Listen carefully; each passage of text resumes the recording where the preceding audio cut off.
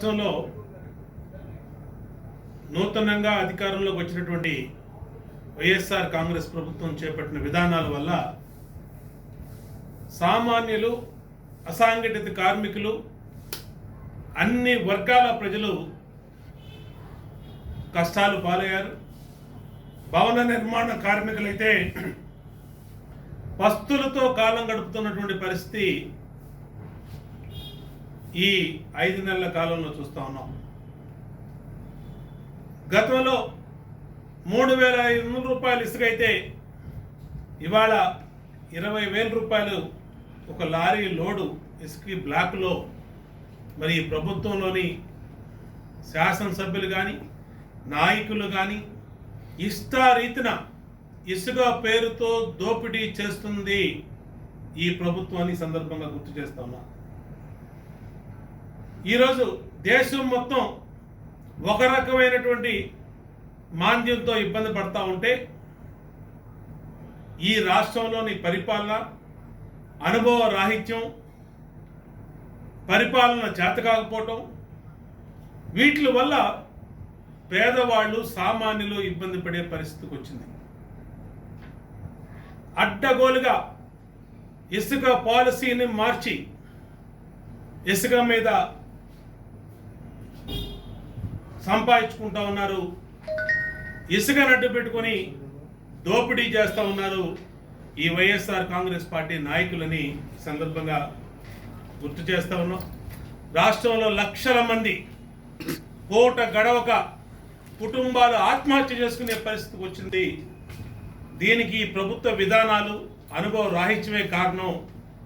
వెంటనే భవన నిర్మాణ రంగంలోని కార్మికులందరికీ కుటుంబానికి 20,000 రూపాయలు ఇచ్చి ఆ కుటుంబాన్ని ఆదుకోవాల్సిన బాధ్యత, ఆ కుటుంబాలకు అండగా ఉండవలసినటువంటి బాధ్యత ఈ ప్రభుత్వం మీద ఉన్నాయి. వెంటనే ఆ కుటుంబాలకు 20,000 రూపాయలు ఇచ్చి ఆదుకోమని డిమాండ్ చేస్తా ఉన్నాం. మే 23 ముందు గత ప్రభుత్వం చేసినటువంటి పాలన మీద, జరిగినటువంటి పాలన మీద లక్షల కోట్ల రూపాయల అవినీతి జరిగిందని మరి ఆ రోజున మాట్లాడినటువంటి వైఎస్ఆర్ కాంగ్రెస్ పార్టీ ఈ రోజుకి అధికారంలోకి వచ్చి 4 నెలలు దాటి 5 నెలలు పూర్తవుతూ ఉంది. మరి ఇంతవరకు మీరు అధికారంలోకి వచ్చే 5 నెలలు అవుతూ ఉన్న సందర్భంలో ₹1 అవినీతి అయినా మీరు గత ప్రభుత్వ హయాంలో జరిగిందని ఎక్కడైనా మీరు నిర్ధారణ చేశారని అడుగుతా ఉన్నాం. మొదటి కేబినెట్ సమావేశంలోనే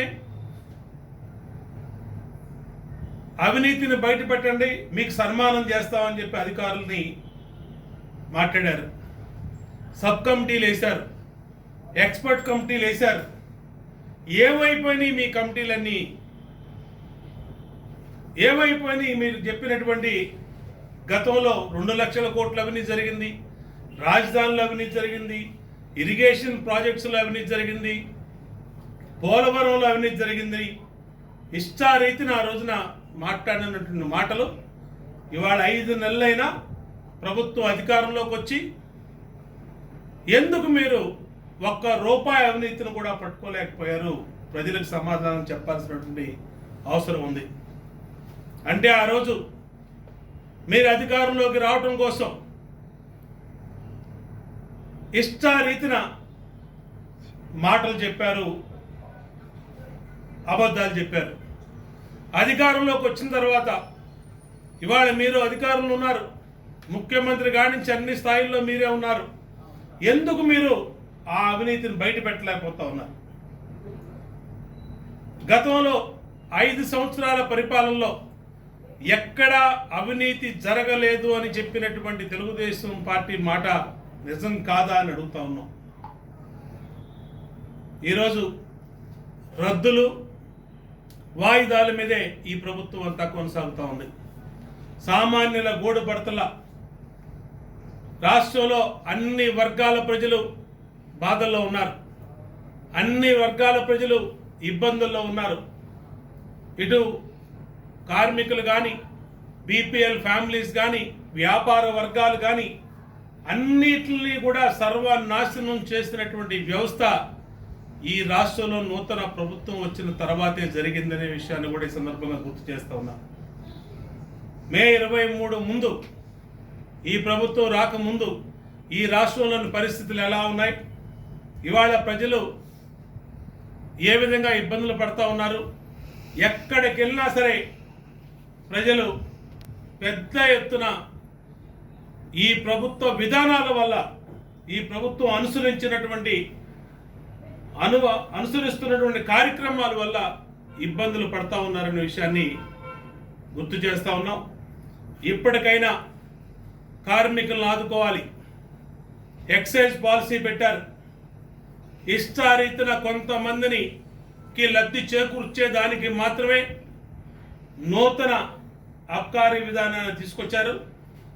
సంపూర్ణ మద్యపాన నిషేధం అని చెప్పి అధికారంలోకి వచ్చినటువంటి ఈ ప్రభుత్వం పూర్తిగా ఈరోజు వ్యాపార సంస్థగా ఎక్సైజ్ పాలసీని తీసుకొచ్చి కొంతమంది డిస్టిలరీ యూనిట్లకి, కొంతమంది లిక్కర్ వ్యాపారులకి లబ్ధి చేకూరే విధంగా ఇవాళ ఈ పాలసీని తీసుకొచ్చి అడ్డగోలుగా ఇళ్ల మధ్య కూడా వ్యాపార సంస్థలు బ్రాందీ షాపులు పెట్టి ప్రజలకు ఇబ్బంది కలిగిస్తున్నటువంటి విషయం కూడా ఈ రోజున ప్రజలందరూ కూడా వేరు వ్యతిరేక కార్యక్రమాల్లో దిగుతున్నారని కూడా గుర్తు చేస్తా ఉన్నాం. అన్ని పాలసీలు కూడా ప్రభుత్వం చేపట్టినటువంటి పాలసీలు స్పష్టంగా కనపడతా ఉంది. అనుభవ రాహిత్యంతో, మొండితనంతో, కక్ష సాధింపు చర్యలతో ఈ ప్రభుత్వం ముందుకెళ్తుంది. ఈ ప్రభుత్వం పరిపాలన, ప్రజారంజక పరిపాలన అనేది చేతకాని విధానాలతో ముందుకెళ్తుందని కూడా తెలియజేస్తా ఉన్నాం. త్వరలోనే ఇసుక పాలసీని సరిచేయాలి. అలాగే పేదవాళ్ళందరికీ, నష్టపోయినటువంటి పేదవాళ్ళందరికీ ప్రతి కుటుంబాన్ని 20,000 రూపాయలు నష్టపరిహారం కూడా ఇవ్వాలి. 20,000 రూపాయలు ఇచ్చి ఆదుకోవాలని కూడా డిమాండ్ చేస్తాం.